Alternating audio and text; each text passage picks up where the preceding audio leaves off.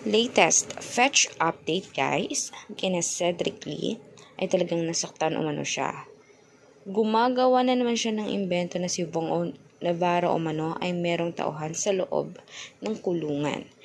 Dahil nabugbog nga siya ng kanyang mga kasamahan.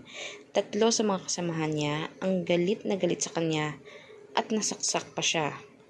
Binugbog pero hindi naman siya namatay. Yun nga lang ay si Bong Navarro ang dumaan sa isip niya na maaari umanong gumawa nun or umutos nun sa mga kasamahan niya sa loob ng kulungan. Nataranta siya. Grabe talaga ang pagkataranta niya. Nagsumbong pa siya sa head mismo ng kapulisan. Pero gayon pa man dahil nga sinungaling siya at kahit mapera siya ay hindi siya pinakinggan. Ginamot ang sugat, oo, dinala sa hospital. Siyempre naman may mga care din naman ang mga tao doon. Ayaw din naman nila na malagay sa panganib ang buhay ng kanilang mismong preso.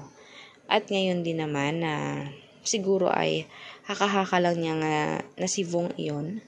Pero may iba pang galit sa kanya dahil hindi lamang si Bong na frame up niya. Pero hindi naman nabuksan ang kaso tungkol sa iba pa niyang na-frame up o nagkaperahan.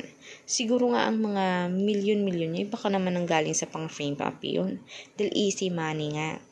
Di ba ika nga walang easy money? Pero para kay Cedric Lee, ang dali-daling kitain ng pera.